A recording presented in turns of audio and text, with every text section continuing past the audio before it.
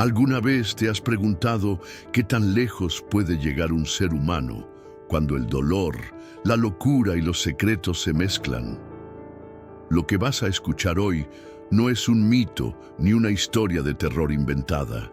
Es la verdad cruda y desgarradora de un hombre que cruzó todos los límites conocidos. Gumaro de Dios Arias, un mexicano con un pasado marcado por abusos, drogas y obsesiones, cometió un acto que desafía la comprensión. Canibalizó a tu novio. Sí, leíste bien. Comer a otra persona, y no de manera accidental, sino planeada, sistemática y sin remordimiento.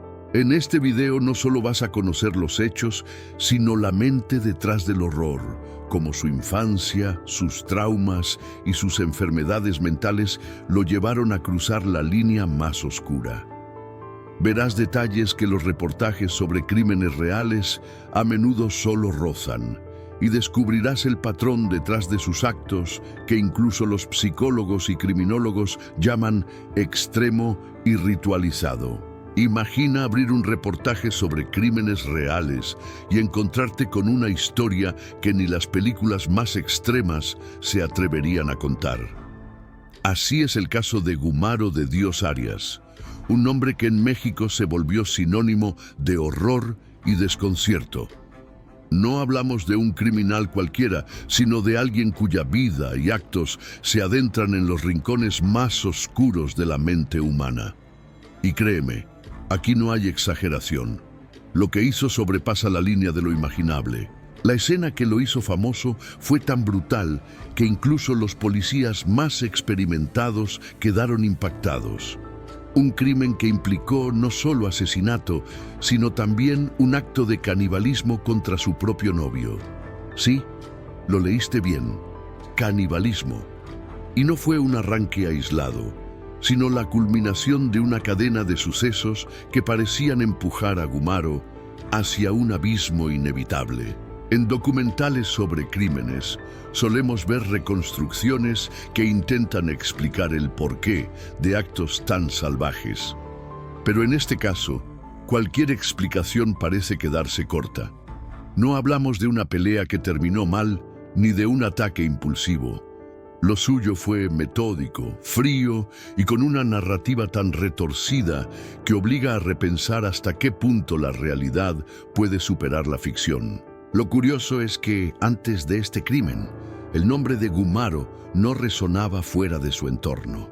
No era un capo famoso, ni un fugitivo de alto perfil.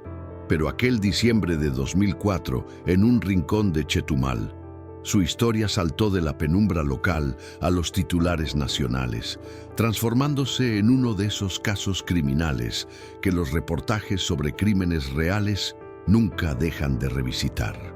Y es que hay crímenes que por su naturaleza se vuelven imposibles de olvidar, no solo porque impactan por la violencia, sino porque dejan preguntas abiertas que nos persiguen. ¿Qué impulsa a alguien a cruzar la línea de matar y luego, deliberadamente, comer partes del cuerpo de su víctima? Esa es la clase de interrogante que deja a criminólogos, periodistas y psicólogos rascándose la cabeza. Gumaro no era un desconocido para la vida dura, pero lo que ocurrió esa noche fue un salto hacia un territorio del que no hay retorno. Como esos momentos en la vida en que tomas una decisión y al segundo siguiente sabes que has roto algo para siempre. Solo que en su caso ese algo no era simbólico, era una vida humana. Si has visto alguna vez documentales sobre crímenes en los que el narrador dice lo que encontraron los investigadores superó cualquier expectativa, aquí esa frase cobra sentido absoluto. Cuando los testigos y la policía llegaron al lugar, no solo hallaron un cuerpo, hallaron una escena de terror que parecía salida de una pesadilla macabra. Y eso fue apenas el principio. Lo impactante es cómo, en cuestión de horas, un caso que parecía un homicidio más se transformó en una historia de crímenes que incluso hoy sigue helando la sangre. No es casualidad que todavía circule en programas y reportajes sobre crímenes reales.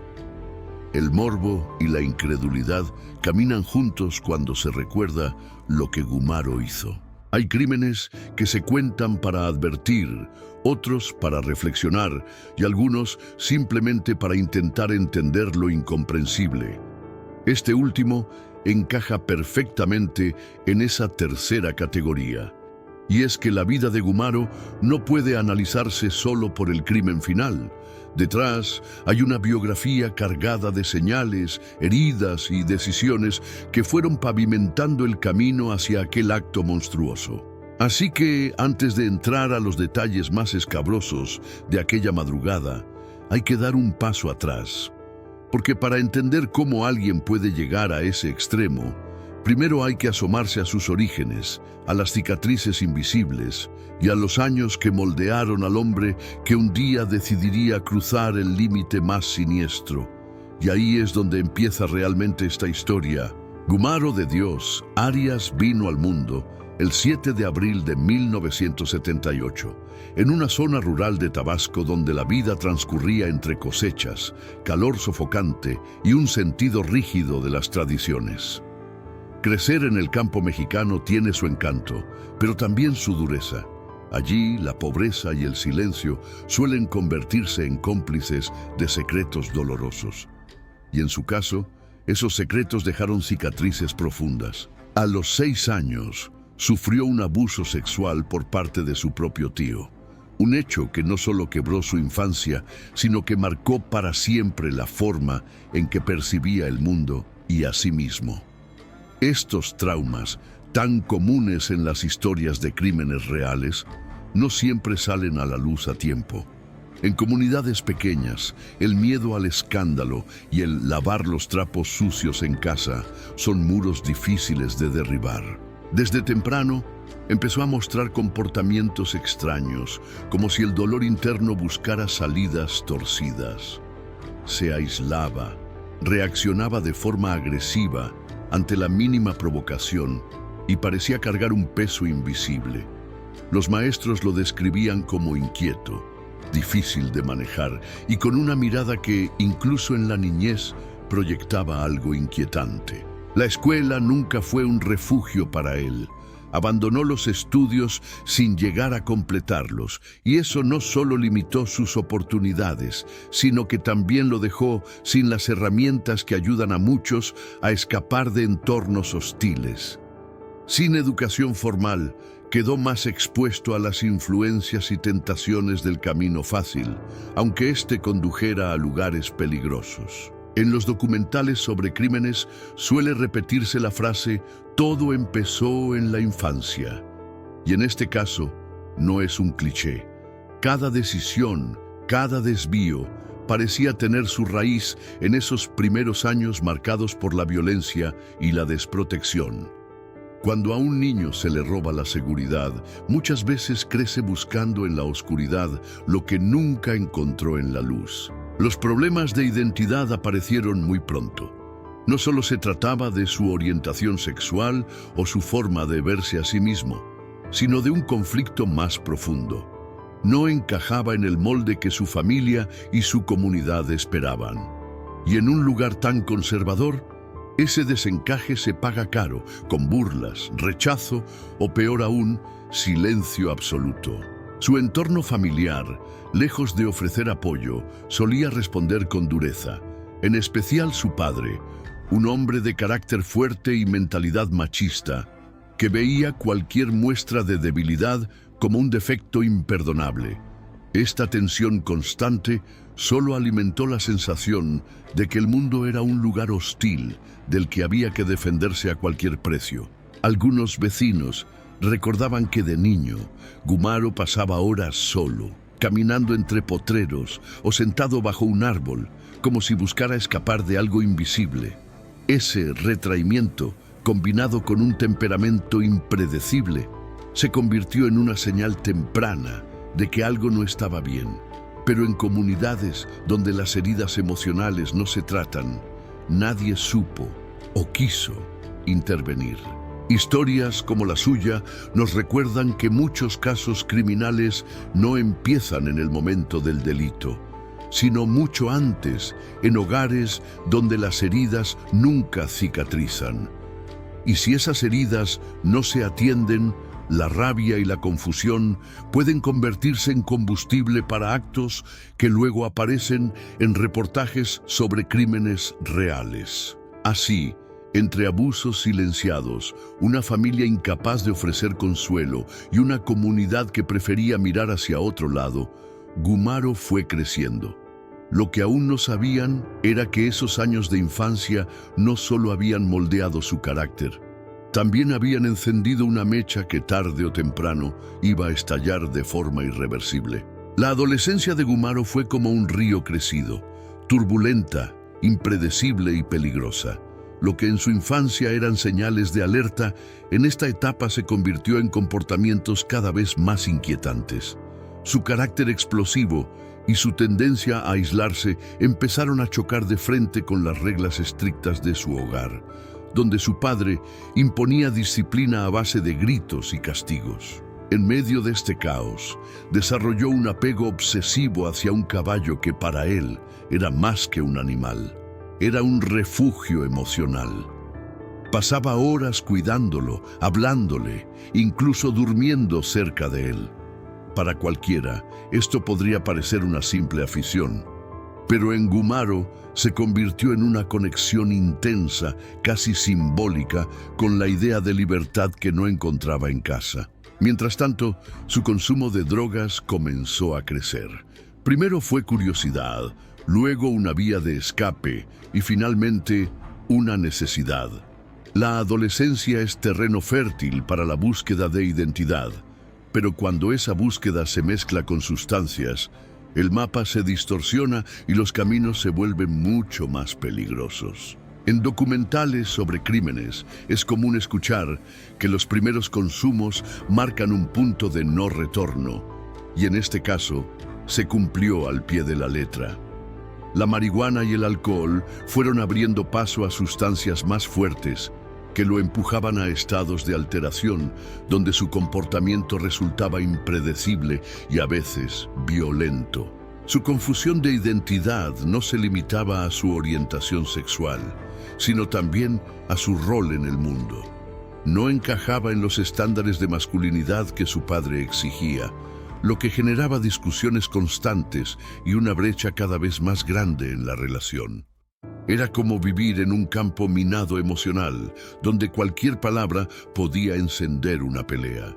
Algunos vecinos recuerdan que lo veían deambular sin rumbo por las calles, hablando solo o con el caballo a su lado, como si fueran dos almas errantes.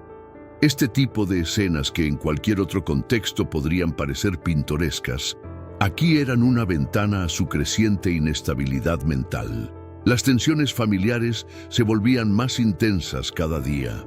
Su padre, incapaz de comprender la fragilidad emocional de su hijo, recurría a la fuerza para intentar enderezarlo. Pero lo único que lograba era hundirlo más en el resentimiento y la sensación de ser un extraño incluso en su propio hogar. Historias de crímenes reales suelen mostrar cómo en la adolescencia se siembran muchas de las semillas de la tragedia. En Gumaro, esas semillas germinaban rápido, una mezcla peligrosa de aislamiento, rabia, consumo de drogas y un refugio emocional que no estaba en las personas, sino en un animal. En esos años, su conducta empezó a volverse errática. Un día podía mostrarse tranquilo y dócil, y al siguiente reaccionar con violencia desmedida ante una provocación mínima. Esto generaba miedo en su entorno y reforzaba su aislamiento, pues pocos querían acercarse demasiado. Así fue como su adolescencia terminó siendo una etapa marcada por rupturas, con su familia, con la escuela, con su propia estabilidad mental. Lo que vendría después no sería una solución a sus problemas, sino un escenario nuevo donde esos problemas crecerían con más fuerza y con consecuencias mucho más graves.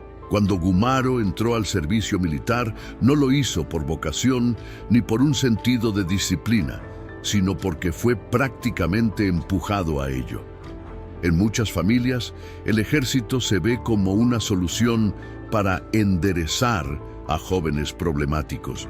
Y su padre creyó que ahí encontraría la corrección que en casa no había funcionado. Lo que nadie imaginaba es que ese ambiente sería un catalizador para su violencia. Desde el primer día, la rígida estructura militar chocó de lleno con su carácter.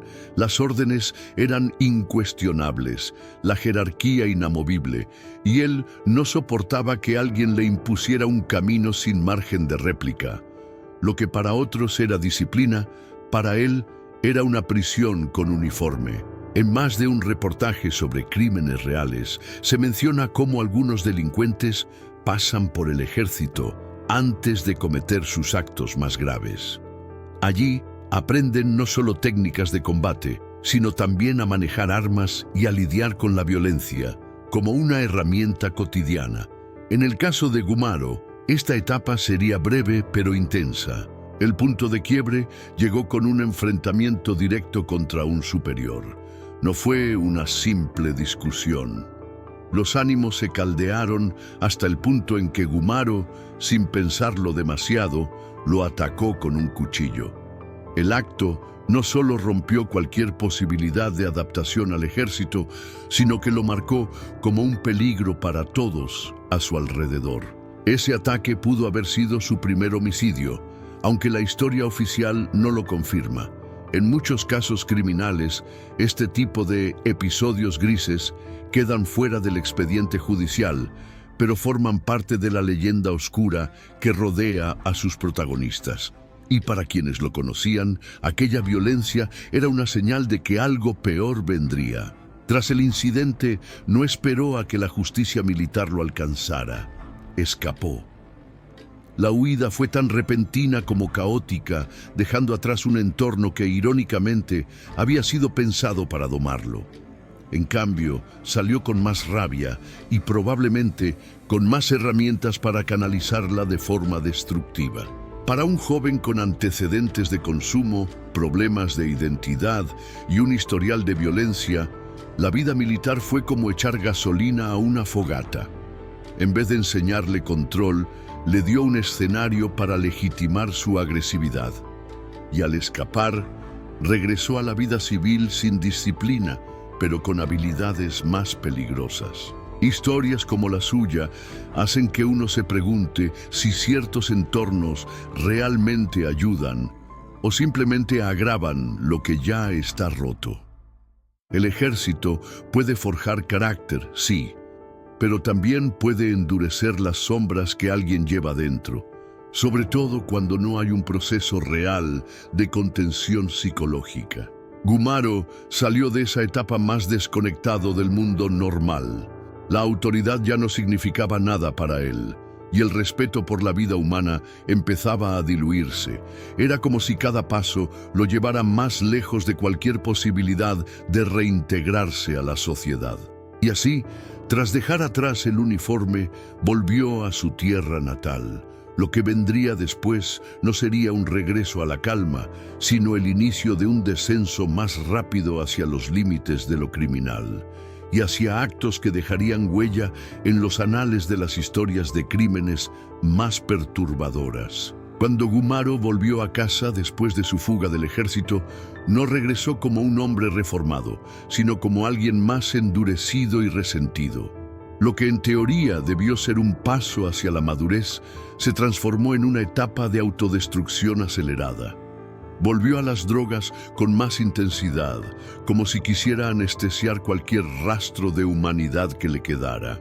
El consumo ya no era solo marihuana o alcohol, ahora se mezclaban sustancias más duras que lo mantenían en un vaivén de euforia y paranoia. Quienes lo veían en la calle notaban una mirada perdida y un andar errático, señales claras de que estaba en caída libre. En este punto, su entorno familiar dejó de esperar un cambio y comenzó a vivir en alerta constante. Fue durante esta etapa cuando cometió uno de los actos más atroces de su vida, la agresión sexual a su propio sobrino, un bebé. Este hecho, que en cualquier comunidad sería motivo de linchamiento, quedó envuelto en silencio y miedo. Nadie denunció de inmediato y ese vacío legal permitió que siguiera libre al menos por un tiempo. Paradójicamente, no fue este delito el que lo llevó a prisión, sino un robo. En el año 2000, la policía lo detuvo por hurto, un cargo que parecía menor comparado con la magnitud de lo que había hecho antes. Así, entró a la cárcel con una condena de 18 meses, sin que el sistema judicial supiera o quisiera saber del verdadero monstruo que tenían en sus manos. En muchos casos criminales, el paso por prisión actúa como una escuela del delito, y para Gumaro no fue la excepción. Lejos de rehabilitarlo, la experiencia fortaleció su desprecio por la ley y lo conectó con otros delincuentes que reforzaron sus actitudes violentas. Era como afilar un cuchillo ya peligroso. Adentro, su carácter explosivo le generó conflictos constantes con otros internos. No buscaba adaptarse ni hacer alianzas duraderas, más bien se movía entre provocaciones y peleas, probando su fuerza y dejando claro que no era alguien fácil de intimidar. Esa reputación lo acompañaría mucho tiempo después. Los reportajes sobre crímenes reales suelen señalar cómo ciertos delincuentes acumulan capas de violencia y desprecio por las normas. La cárcel no solo no frenó ese proceso, sino que lo aceleró. En esos 18 meses, Gumaro se convirtió en una versión más fría y calculadora de sí mismo. Cuando salió en libertad, no había aprendido lecciones ni desarrollado un plan para rehacer su vida. Regresó a las mismas calles, a las mismas drogas y, sobre todo, a la misma mentalidad que lo había llevado hasta allí. La diferencia era que ahora tenía menos miedo y más disposición a llevar sus impulsos al extremo. Su familia, marcada por el miedo y el rechazo, optó por mantener distancia. Ya no se trataba de esperar que madurara, sino de sobrevivir a sus explosiones. El lazo de sangre, que en otras historias puede ser un freno, aquí ya estaba roto. Y así, con un pasado cada vez más oscuro y un presente sin rumbo, Gumaro se preparaba, sin saberlo, para cruzar nuevas líneas. El siguiente capítulo lo llevaría a un lugar donde la violencia dejaría de ser un acto aislado para convertirse en su modo de vida. Tras su salida de prisión, Gumaro decidió mudarse a Chetumal, una ciudad fronteriza donde la mezcla de culturas y el movimiento constante de gente parecían ofrecerle un anonimato perfecto. Allí, entre calles polvorientas y bares discretos, empezó a construir una vida sin ataduras, pero también sin reglas. Era un terreno fértil para que sus impulsos más oscuros florecieran sin control. No tardó en cruzar nuevamente la línea de la violencia. En uno de sus primeros conflictos en la ciudad, atacó a un hombre con un machete. No fue un simple ataque. Lo mató y luego desmembró el cuerpo, dejando claro que su brutalidad no conocía límites. Este acto no ocupó grandes titulares en su momento, pero fue un aviso silencioso de lo que vendría. Después de este crimen, su vida tomó un giro aún más errático. Fue entonces cuando conoció a El Pelón, un hombre con el que entabló una relación sentimental marcada por la precariedad y la ilegalidad. No era una historia de amor convencional, era más bien una sociedad de supervivencia, donde el afecto se mezclaba con la necesidad de protección mutua. Se instalaron en una pequeña cabaña destartalada, sin luz ni agua, en una zona marginal. Ese espacio, lejos de ser un hogar, se convirtió en un refugio improvisado para sus días de drogas, peleas y planes ilícitos. No había muebles elegantes ni comodidades, solo un colchón viejo, paredes deterioradas y un ambiente cargado de tensión. Su economía dependía de lo que pudieran conseguir al día. Robaban a transeúntes, pedían limosna en las calles y en más de una ocasión recurrieron a la prostitución. Este modo de vida, que en documentales sobre crímenes suele describirse como vida al margen, los mantenía en un círculo constante de riesgo y necesidad. En las noches, las discusiones entre ellos eran frecuentes. Los celos, el dinero y el consumo de drogas formaban una mezcla explosiva. A veces, los vecinos escuchaban gritos y golpes, pero preferían no intervenir. En esos barrios, meterse en los problemas ajenos podía salir caro. Gumaro y el Pelón compartían un vínculo extraño. Por un lado, había momentos de camaradería y complicidad. Por el otro, estallidos de violencia que dejaban moretones y heridas visibles. Era una relación donde el afecto estaba contaminado por la autodestrucción y el delito. En más de una ocasión, su cabaña se convirtió en punto de encuentro para otros personajes del bajo mundo. Allí circulaban drogas, armas y rumores sobre robos recientes. No era raro que algún conocido llegara con objetos robados para vender o intercambiar por dosis de estupefacientes. La policía los conocía de vista, pero no tenía pruebas suficientes para detenerlos de forma definitiva. Eran parte de ese sector invisible que sobrevive en las sombras de la ciudad, escapando de las consecuencias legales hasta que un error o una traición los delata. Lo que ninguno de los dos imaginaba era que un problema tan trivial como una deuda mínima encendería la mecha del acto más brutal de sus vidas. Una discusión que empezaría con palabras se transformaría en un hecho tan atroz que terminaría inscrito en la lista de las historias de crímenes más perturbadoras de México. Era 12 de diciembre de 2004. Día de la Virgen de Guadalupe en México, una fecha que para millones significa celebración y fe. Pero para Gumaro y el Pelón sería el escenario de una tragedia sin retorno.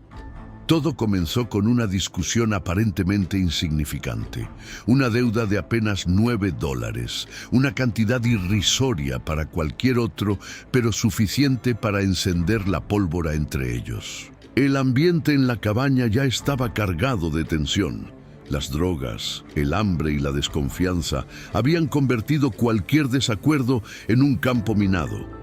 Ese día, las palabras se transformaron en insultos, los insultos en empujones, y en cuestión de segundos, la violencia se apoderó de la escena.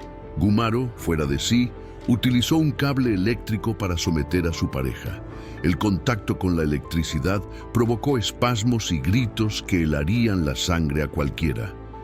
No se trataba de un impulso pasajero, había una intención deliberada de infligir dolor y humillación. Cuando el cable ya no fue suficiente, pasó a los golpes. Usó objetos contundentes para golpearlo repetidamente, descargando una furia que parecía acumulada desde mucho antes. La mezcla de brutalidad y frialdad con la que actuaba es algo que los criminólogos suelen identificar en perfiles de agresores con un largo historial de violencia. Finalmente lo estranguló. Ese momento, que podría haber sido el fin de la agresión, solo marcó el inicio de algo mucho más oscuro. La muerte de El Pelón no fue el punto final, sino el comienzo de un acto que convertiría este caso en uno de los más recordados en reportajes sobre crímenes reales. La escena, vista desde afuera, habría parecido un infierno cerrado en 4 paredes. El cuerpo tendido, los objetos revueltos, el aire impregnado de sudor, sangre y tensión. Y en medio de todo, Gumaro, respirando con fuerza, como si hubiera cruzado una línea que llevaba tiempo rondando. Lo escalofriante es que, según su propio testimonio posterior, no sintió arrepentimiento inmediato. Al contrario, describió ese instante como una liberación, una especie de clímax en su espiral de violencia. Esa frialdad lo aleja del perfil de un homicida impulsivo y lo acerca al de alguien que planea y ejecuta con cálculo. En documentales sobre crímenes, este tipo de relatos suelen detenerse en el momento del asesinato. Pero aquí, la historia apenas se estaba calentando. Porque lo que Gumaro haría después superaría cualquier expectativa, incluso la de quienes llevan décadas investigando casos criminales extremos. El detonante fue pequeño. Pero el desenlace fue desproporcionado. Y ahí está una de las lecciones más inquietantes de las historias de crímenes. No siempre es la magnitud del problema lo que determina la gravedad del acto, sino la mente y las emociones del que lo comete. Así, con el cuerpo sin vida de su novio frente a él, Gumaro tomó una decisión que lo llevaría a cruzar el límite más macabro que un ser humano puede imaginar. Y esa parte de la historia es la que aún provoca escalofríos incluso a los investigadores más experimentados. Con el cuerpo ya sin vida, Gumaro no se detuvo. Lo que vino después no solo dejó una marca en la memoria de quienes investigaron el caso, sino que lo convirtió en una de las historias de crímenes más perturbadoras jamás documentadas en México. Tomó un cuchillo grande, afilado, y comenzó a cortar con precisión quirúrgica, como si no estuviera frente a una persona que había compartido su vida, sino ante un objeto sin valor. Primero fueron las piernas. Las separó del torso con movimientos firmes, sin vacilaciones. Este acto, por sí solo, ya lo coloca en el terreno de los crímenes reales más extremos, donde la mutilación no es un medio para ocultar el cuerpo, sino un fin en sí mismo. El desmembramiento habla de una deshumanización absoluta de la víctima. Luego vino el momento más macabro, la extracción de órganos. Corazón, pulmones, hígado, uno a uno, fueron separados y colocados aparte.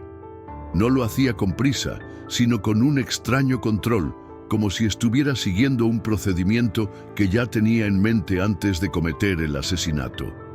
El paso siguiente rebasó cualquier lógica criminal. Llevó parte de los restos a una olla grande, junto con verduras que encontró en la cocina. Zanahorias, calabacitas, cebolla. Encendió la estufa y comenzó a cocinar. Lo que para cualquiera sería una escena imposible de imaginar, para él parecía un acto natural, casi doméstico. Hay algo profundamente inquietante en esa imagen. El vapor de la olla mezclándose con el olor metálico de la sangre. El sonido del agua hirviendo en contraste con el silencio sepulcral de la habitación. En documentales sobre crímenes, este tipo de detalles son los que hacen que un caso pase de trágico a inolvidable por su nivel de horror. Mientras la olla hervía, Gumaro se movía con calma. No mostraba signos de pánico, ni intentaba huir. Esa serenidad fría es típica en algunos perfiles de asesinos que no temen ser descubiertos porque, en el fondo, buscan reconocimiento por lo que han hecho. Algunos criminólogos han señalado que este tipo de actos pueden tener un componente simbólico, ritual o incluso de desafío a la sociedad. En el caso de Gumaro, la mezcla de violencia, mutilación y cocción de los restos deja entrever una mente quebrada por mucho más que la ira del momento. El uso de verduras y la preparación del cuerpo no parecían tener una finalidad práctica, sino un mensaje implícito, el poder absoluto sobre la vida y la muerte de su víctima. Este es un rasgo común en casos criminales que terminan siendo objeto de reportajes sobre crímenes reales y debates interminables entre expertos. Para los investigadores que llegaron después, la escena era irreal. El contraste entre la cotidianidad de la cocina y la barbarie de lo que había ocurrido allí creaba un choque visual imposible de olvidar. Más que una escena de crimen, parecía una imagen sacada de una pesadilla. Sin embargo, lo más perturbador de todo es que esta no sería la última vez que Gumaro haría algo así. Lo que sucedió después solo confirmaría que este hombre estaba dispuesto a romper todos los límites imaginables en la historia criminal de México. La olla burbujeaba cuando Gumaro tomó una decisión que marcaría el punto más enfermo de toda esta historia. No se conformó con mutilar y cocinar el cuerpo. Tomó un cucharón, sirvió un poco de carne y la llevó a su boca. El sabor no lo detuvo. Al contrario, masticó con calma como si fuera un guiso común. Lo verdaderamente escalofriante es que no lo hizo a escondidas. Preparó varios platos y con la misma naturalidad de quien sirve la comida del día, los llevó a su familia. Ellos, sin tener idea del origen de la carne, aceptaron el gesto pensando que se trataba de un almuerzo improvisado. En crónicas y reportajes sobre crímenes reales, esta es la clase de detalle que congela la sangre. La familia comiendo tranquilamente, ajena al hecho de que lo que probaban provenía de una persona cercana a Gumaro. La normalidad aparente contrasta brutalmente con la verdad detrás del plato. No hay forma de medir el grado de frialdad que requiere un acto así. No era solo un crimen, era una humillación póstuma, un acto de poder total sobre su víctima y una transgresión a las reglas más básicas de la convivencia humana. Algunos investigadores sostienen que el canibalismo, en contextos criminales, no siempre responde al hambre, sino a un impulso simbólico, apropiarse de la víctima, incorporarla de manera literal, como si así se consumara una dominación absoluta. Mientras su familia comía, Gumaro los observaba. Es probable que sintiera una satisfacción perversa, no solo por lo que estaba haciendo, sino porque sabía que ellos, sin quererlo, se estaban volviendo parte de su crimen. Los perfiles psicológicos de casos como este muestran que, en ocasiones, el criminal busca que otros sean partícipes involuntarios, no para compartir la culpa, sino para sentirse superior, para saborear el control que ejerce sobre las personas y las situaciones. La escena, por absurda y espeluznante que parezca, quedó grabada en la memoria de los investigadores. No era simplemente un asesinato, era un crimen diseñado para dejar cicatrices psicológicas en todos los que se cruzaran con él, incluso en sus propios familiares. Cuando la verdad salió a la luz, el impacto fue devastador. La familia tuvo que enfrentar no solo la noticia del asesinato, sino también el horror de haber ingerido, sin saberlo, parte del cuerpo de la víctima. Es un trauma que difícilmente se borra. Sin embargo, lo más inquietante es que, para Gumaro, todo esto no parecía suficiente. Lo que ocurrió después dejó claro que aún le quedaban actos por cometer que empujarían este caso más allá de cualquier límite conocido en la historia criminal mexicana. Después de aquella primera comida, Gumaro no detuvo su cocina del horror. Separó cuidadosamente varias piezas del cuerpo y las guardó en recipientes, como si fueran carne para un guiso futuro. Esa frialdad logística es uno de los elementos más perturbadores de este caso. Los guardó en un refrigerador viejo, envueltos en bolsas, etiquetados de forma rudimentaria.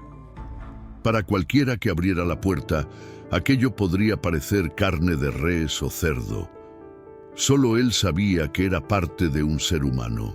En los reportajes sobre crímenes reales, pocas escenas son tan gráficas y desoladoras. El asesino, manteniendo restos humanos como si fueran un inventario doméstico, planeando su consumo en entregas. Durante varios días, encendía la estufa y volvía a hervir los pedazos. El olor, extraño y pesado, se mezclaba con el humo de leña, impregnando las paredes. Algunos vecinos lo notaron, pero nadie imaginó lo que realmente se estaba cocinando. Para Gumaro, este no era solo un método de deshacerse del cuerpo, era un acto ritual. Cada vez que preparaba una porción, reeditaba el crimen, lo mantenía vivo, alargando el control sobre la víctima incluso después de muerta. 6. Psicólogos criminales señalan que este tipo de conducta, en casos de canibalismo serial, responde a un intento de inmortalizar el acto. No basta con matar, se necesita repetir, revivir y reafirmar el poder que el crimen otorgó. La policía, al reconstruir los hechos, determinó que los restos fueron cocinados y consumidos en intervalos de varios días, lo que significa que el crimen no fue un instante, sino una serie de episodios que se prolongaron deliberadamente. La crudeza del caso no radica solo en la violencia inicial, sino en esta prolongación enfermiza. Era como si Gumaro se negara a que el asesinato terminara, extendiéndolo en el tiempo hasta convertirlo en una rutina.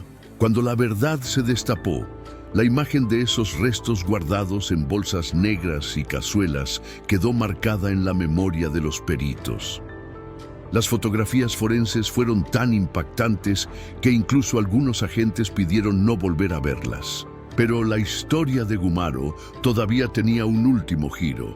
Lo que hizo para ocultar las pruebas y cómo terminó cayendo en manos de la justicia sería el capítulo final de uno de los casos criminales más oscuros registrados en México. La mañana del 14 de diciembre de 2004 comenzó como cualquier otra para los vecinos, hasta que un visitante notó algo extraño. Olores insoportables y movimientos raros en la cabaña. La curiosidad se convirtió en alarma y pronto se alertó a las autoridades. Al llegar, la policía encontró una escena escalofriante. Gumaro dormía tranquilamente junto a los restos desmembrados de su novio. No había intento de fuga, ni gesto de arrepentimiento, solo la calma inquietante de alguien que se siente dueño absoluto de la situación.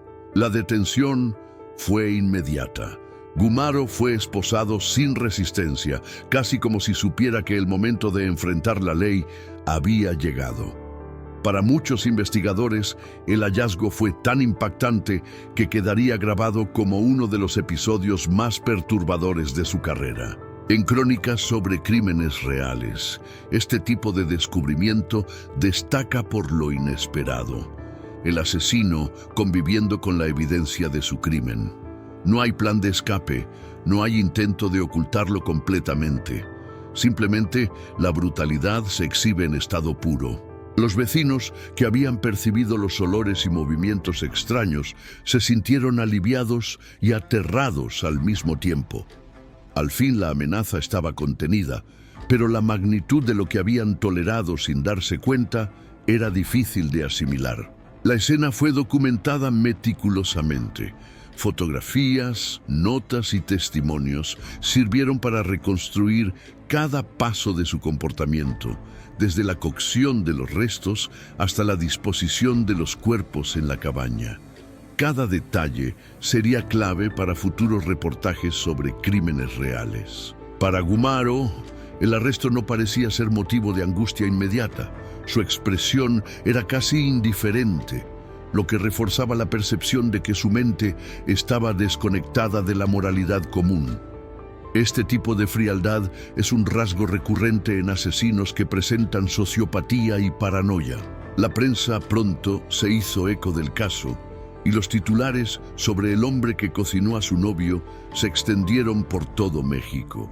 Los reportajes sobre crímenes reales enfatizaron no solo la violencia, sino el grado de ritualización de sus actos. A partir de ese momento, la investigación se centró en entender no solo cómo cometió el crimen, sino también el trasfondo psicológico que llevó a alguien a tal nivel de deshumanización. Los peritos, psicólogos y criminólogos trabajaron incansablemente para armar un perfil completo. Este hallazgo marcó el inicio de un proceso judicial y psicológico que revelaría secretos aún más perturbadores de Gumaro, desde confesiones sobre otros homicidios hasta prácticas que pondrían en evidencia su total ruptura con la moral y la realidad. Una vez detenido, Gumaro comenzó a hablar sin titubear. Lo primero que admitió fue haber consumido aproximadamente 2 kilos de carne humana, describiendo la experiencia con la naturalidad de alguien contando la receta de un guiso familiar. Esta franqueza heló la sangre de quienes lo escuchaban.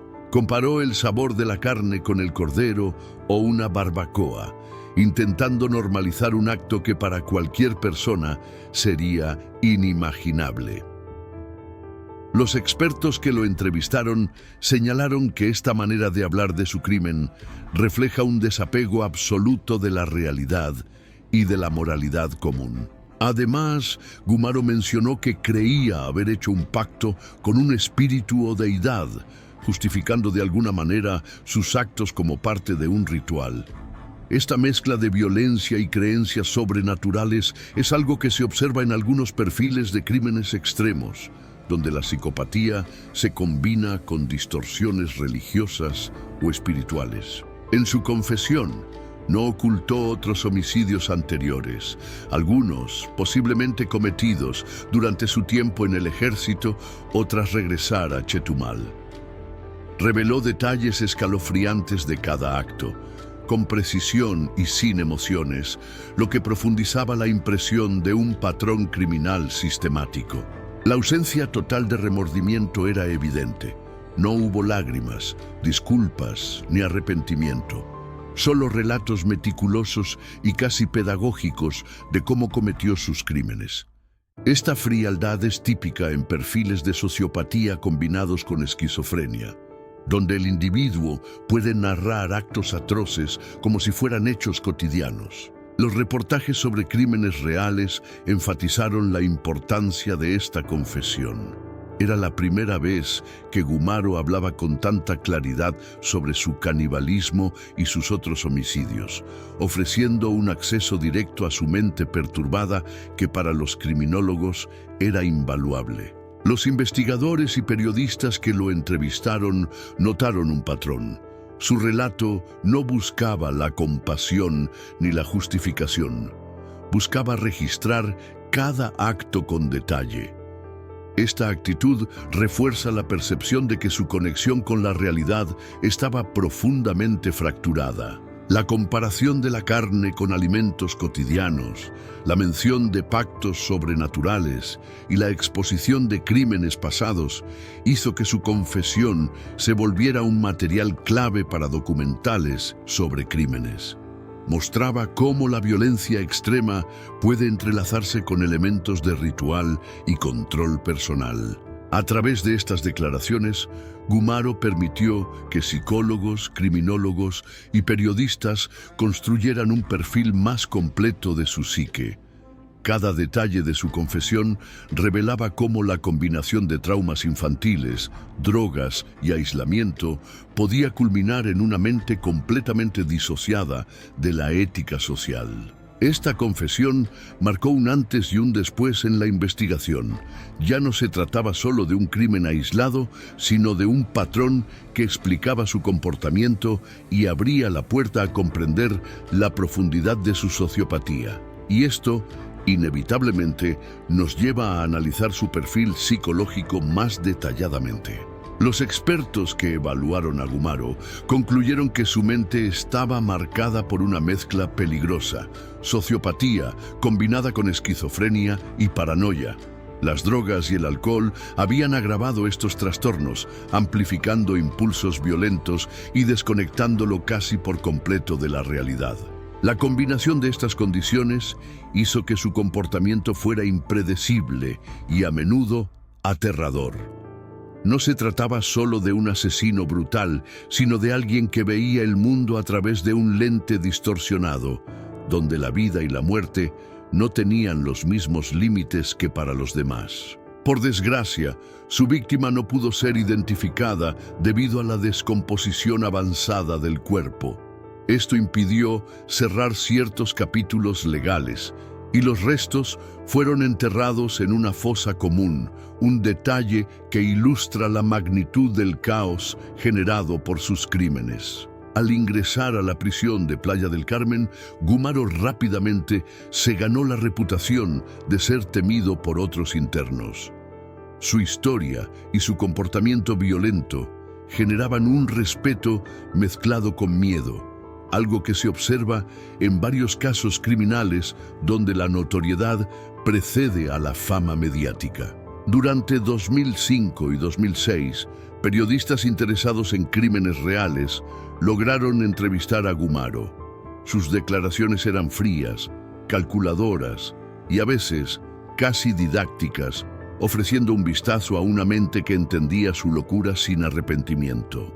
Los reportajes sobre crímenes reales que surgieron de estas entrevistas no solo documentaron los hechos, sino que exploraron la psique del asesino. Mostraron cómo traumas de la infancia, abuso de sustancias y patologías mentales pueden fusionarse para crear un comportamiento extremadamente peligroso. Su perfil psicológico servía como advertencia. La sociopatía no siempre se limita a actos impulsivos, sino que puede articularse con planificación y ritual, como se vio en la manera sistemática en que cometió sus homicidios y actos de canibalismo. Los investigadores destacaron que, a pesar de su miedo hacia otros internos, su verdadera amenaza estaba en su mente, más que en su fuerza física.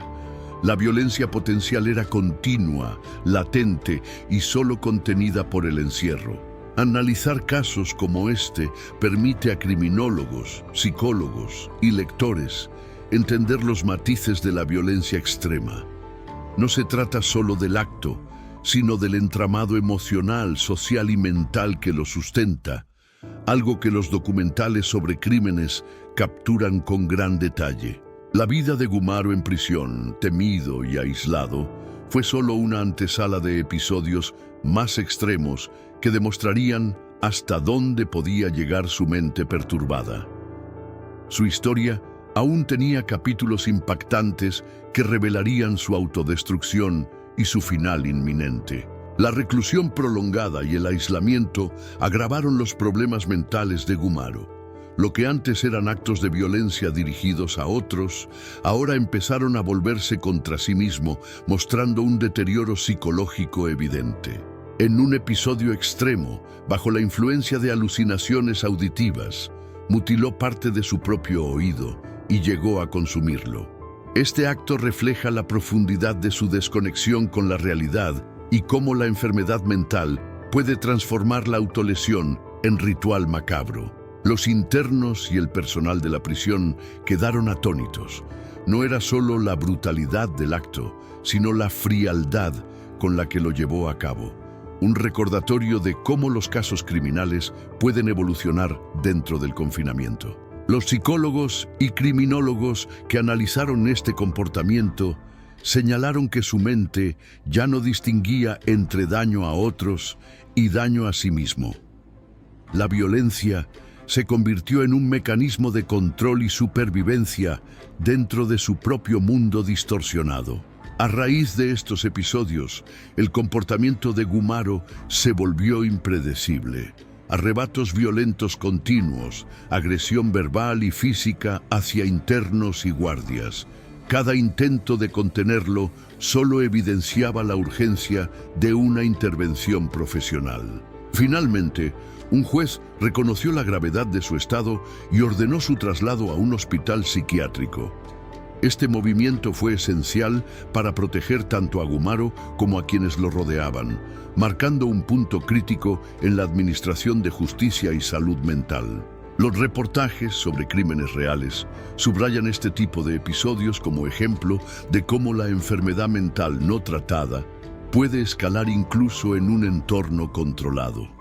La prisión, en lugar de rehabilitarlo, amplificó su psicosis. Este capítulo de su vida muestra cómo el confinamiento sin tratamiento adecuado puede empeorar a individuos con combinaciones de sociopatía, esquizofrenia y abuso de sustancias, transformando a un asesino ya peligroso en una amenaza aún más incontrolable. La intervención psiquiátrica permitió documentar y estudiar su comportamiento de cerca, ofreciendo a expertos una visión directa del deterioro mental extremo y de cómo los casos criminales pueden derivar en autodestrucción. Sin embargo, incluso con supervisión médica, Gumaro continuaba siendo un hombre atrapado entre la violencia y la enfermedad mental. Con su final, acercándose lentamente un desenlace inevitable que nos lleva al último capítulo de su vida. La historia de Gumaro llegó a su cierre definitivo en septiembre de 2012, diagnosticado con SIDA terminal. Su cuerpo y mente habían sufrido durante años, reflejando una vida marcada por violencia, enfermedad y deshumanización. Sus últimos días transcurrieron en un hospital de Chetumal, bajo cuidado médico, pero lejos de la vida que alguna vez intentó controlar con actos extremos. La prisión y el hospital representaron los límites finales de su existencia turbulenta. Su muerte no generó grandes ceremonias. El hombre que había aterrorizado a tantos y conmocionado a reportajes sobre crímenes reales fue enterrado en su estado natal, Tabasco, en un espacio discreto, lejos de la notoriedad que acompañó sus crímenes. Para los investigadores y periodistas que lo conocieron, su fallecimiento marcó el cierre de un ciclo, aunque la memoria de sus actos y la documentación de sus crímenes continúan siendo estudiadas como ejemplos de la criminalidad extrema. Su historia sirve como advertencia sobre la combinación letal de traumas infantiles, drogas, enfermedades mentales y aislamiento social, factores que se entrelazan para crear un comportamiento destructivo y a menudo irreversible.